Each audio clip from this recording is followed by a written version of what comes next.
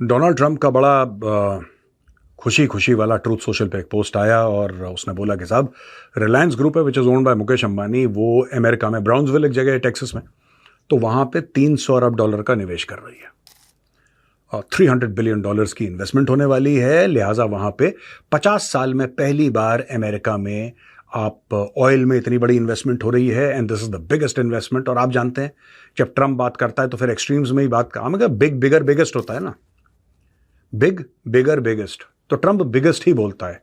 Hot hotter hottest तो वो hottest ही बोलेगा, ठीक है। फास्ट फास्टर फास्टेस्ट तो ट्रंप का ये है कि फास्टेस्ट, वो नीचे के पहले 1-2 गियर नहीं लगाता, वो सीधा 5वें-6ठे गियर पे जाता है। तो उसने बहुत बड़ी अनाउंसमेंट कर दी।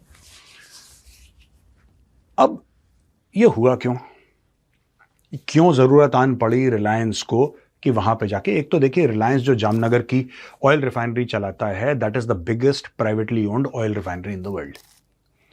तो अगर कोई ये बोले कि अमेरिकन को ये नहीं पता कि इसमें चैंपियन कौन है, ठीक है, अमेरिकन को ये नहीं पता कि इसमें चैंपियन कौन है, तो उनको पता है कि रिलायंस वाले इसमें चैंपियंस हैं, पहली चीज। दूसरी चीज, रिलायंस को ये नहीं पता कि आगे चल के प्रॉफिट कहां है, तो भैया रिलायंस को पूरा पता है। अब रिलायंस ने ये 300 अरब का है, 100 अरब का है, 500 अरब का है, ये तो हम ट्रंप की बात पे, ट्रंप कह रहा है 300 अरब का है। चलिए अब दोस्तों से होगा क्या, सबसे पहले हम ये समझ लेते हैं कि इसकी जियोपॉलिटिकल हरकत क्या है। ये बहुत जरूरी है, ये जियोपॉलिटिकल हरकत। तो 2 चीजें हैं जिसके बारे में आज हम बात करेंगे और दोनों की दोनों चीजें बड़ी इंपॉर्टेंट है और इंटरलिंक्ड है। एक खबर है ब्राउन्सविल टेक्सास की, जो कि Reliance it is investing 300 billion in the United States of America. एक तो ये खबर है। दूसरी खबर ये है कि 5000 टन भारत ने डीजल दिया है बांग्लादेश को। ये आपको पता है 5000 टन। अच्छा, काफी लोग सोशल मीडिया में कह रहे हैं कि नहीं ये तो गद्दार हैं और ये तो हमारे खिलाफ थे और क्यों भारत ने दे दिया और ये बड़ा बेवकूफी का है। एक तरफ से ये ओपिनियन आ रहा है, दूसरी तरफ से ये ओपिनियन आ रहा है कि भारत ने जो करा ठीक करा, और तो हम उसको भी डिस्कस कर लेंगे।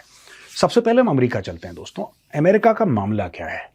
देखिए बात यह है कि डोनाल्ड ट्रंप के साथ आपको डील करना है अगले 3 साल, ठीक है।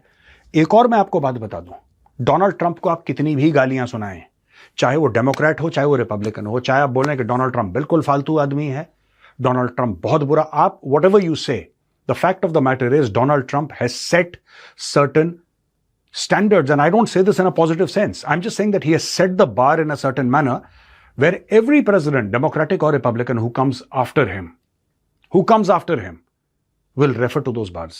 And the people of America will refer to those bars. अब मैं आपको बताता हूं है क्या ये जो इसकी पॉलिसी है अमेरिका फर्स्ट की, और इसमें भी आप देख सकते हैं इसने अमेरिका फर्स्ट की बात करी है अपने ट्रूथ सोशल के पोस्ट पे। अमेरिका फर्स्ट की जो पॉलिसी है दोस्तों, बेसिकली अमेरिका को सबके आगे रखना और सबसे आगे रखना, यानी कि अमेरिका के इंटरेस्ट्स को सबसे आगे रखना और अमेरिका को सबसे आगे रखना। यानी कि कहीं ना कहीं ऐसी एक फीलिंग आई है कि वर्ल्ड लीडरशिप जो अमेरिका की हुआ करती थी वो छूट रही है और चाइना और भारत और बाकी और देश धीरे धीरे धीरे आगे निकल रहे हैं। अगर अमेरिका से आगे नहीं भी निकल रहे हैं, जाहिर सी बात है America is still the super power, लेकिन कम से कम ऐसा है कि गैप जो पहले था अब वो गैप उतना नहीं है। गैप आज भी है, लेकिन वो गैप उतना नहीं है जितना आज से 10, 15, 20 साल पहले था। तो वो गैप बढ़ना चाहिए। America should be the undisputed leader, और फिर हर चीज में आप अमेरिका फर्स्ट, यानी कि प्रायोरिटी आप अमेरिका को दें। अपने आप में ये कोई बुरी फिलॉसफी नहीं है। अब इसमें होता क्या है दोस्तों कि it is always not easy to do this, पहली चीज ये है। दूसरी बात यह है कि जिस तरीके से डोनाल्ड ट्रंप ने एक बार सेट कर दिया, अब जो भी प्रेसिडेंट इसके बाद आएगा उसको यह पूछा जाएगा कि यार ट्रंप ने तो यह करा था, तुम ऐसा क्यों नहीं कर रहे। वो forever he will be in the shadow of Donald Trump, और डोनाल्ड ट्रंप ने जानबूझ के ये माइनफील्ड बिछा दी अपने आगे प्रेसिडेंशियल कैंडिडेट्स के लिए भी, या जो भी राष्ट्रपति बनेगा, why candidates I am saying, बन गया वो राष्ट्रपति, उसके लिए माइनफील्ड रहेगी। What are you doing for America first, ये सवाल पूछा जाएगा। और अपने आप में कोई बुरा सवाल नहीं है, क्योंकि हम लोग भी कहते हैं India first. If we can say India first, why can't they say America first? They can say America first is their country, and to make your country the best in the world should be a matter of great pride for everybody. उसके connotations negative हैं, because जिस तरीके से Donald Trump ने, मैं on the face of it the connotations are not negative, but the way Donald Trump has gone about it has made it a little toxic. अब आप इसको देखिएगा होगा क्या।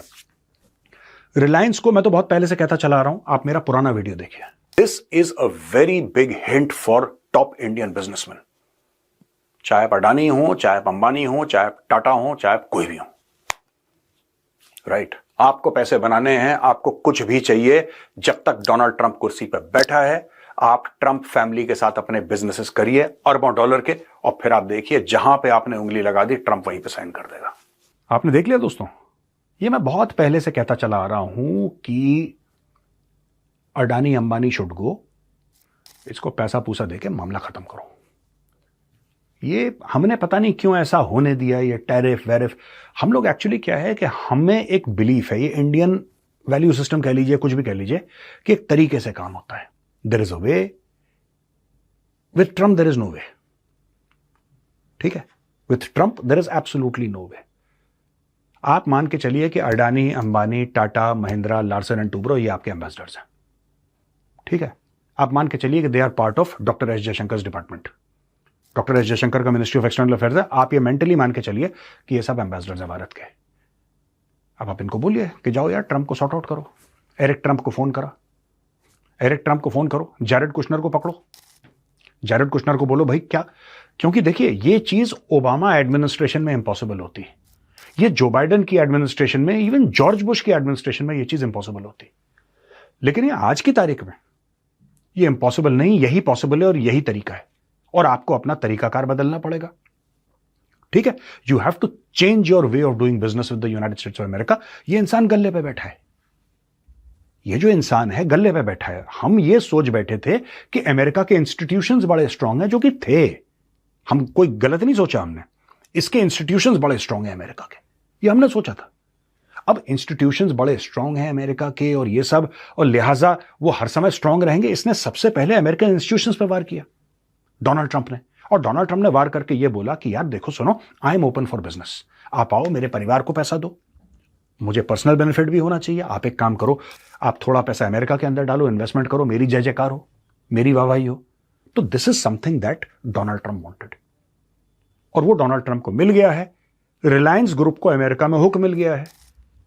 रिलायंस ग्रुप को एक अमेरिका के अंदर, जैसे इजराइल के अंदर अडानीज को हाइफा के थ्रू हुक मिला है, इनको अंदर हुक मिल गया अमेरिका के। ठीक है, अब जो भी भारत की पॉलिसीज हैं ये इस रास्ते, देखो बात यह है कि कोई अगर ये बेसिकली क्या, मैं आपको बताता हूं दोस्तों, हो सकता है कि लोग अलग अलग चीजें समझें, पर ये मेरा पर्सनल एनालिसिस है, and this is my freedom of speech and my right to speak my views. मुझे लगता है कि अंबानी और ट्रंप परिवार की दोस्ती ये रियल पॉलिटिक है, और भारत ने अपनी उंगली टेढ़ी कर दी। कहावत है ना कि सीधी उंगली से घी ना निकले, तो मुझे लगता है कि भारत ने अपनी उंगली, भारत ने बोला कि ठीक है यार देखो, हमें ये चाहिए, तुम्हें क्या चाहिए तुम बताओ, हमें ये चाहिए अपने देश के लिए, एंड ऑफ स्टोरी। यहां पे दूसरी चीज ये हुई कि भारत ने 5,000 टन डीजल भेजा है, तो कई लोग उल्टा सीधा बोल रहे हैं, और ठीक है, उनका भी व्यू, देखिए उनके व्यूज गलत नहीं है, लेकिन मैं आपको एक बात बताता हूं कि 4,000 किलोमीटर हमारा बॉर्डर है बांग्लादेश के साथ, and Bangladesh is our neighbour. ठीक है, बांग्लादेश इज अवर नेबर। जो भी छोटा नेबर होता है उसकी बड़े नेबर के साथ शिकायत होती है, नेपाल की भी है, श्रीलंका की भी है, मालदीव्स की भी है, सबकी है। इसका यह मतलब नहीं कि हमारे रिश्ते सबसे खराब हैं, ये दिस इज नेचुरल। बड़े नेबर से छोटे नेबर की शिकायत रहती है कि यार हमारे रिसोर्सेज हैं, और ये, और एक विक्टिमहुड का नैरेटिव भी चलता है, हमारे साथ बुरा किया, चाहे बुरा किया हो ना किया हो बात की बात है, लेकिन एक विक्टिमहुड का नैरेटिव भी चलता है, एक पब्लिक माइंडसेट बन जाता है।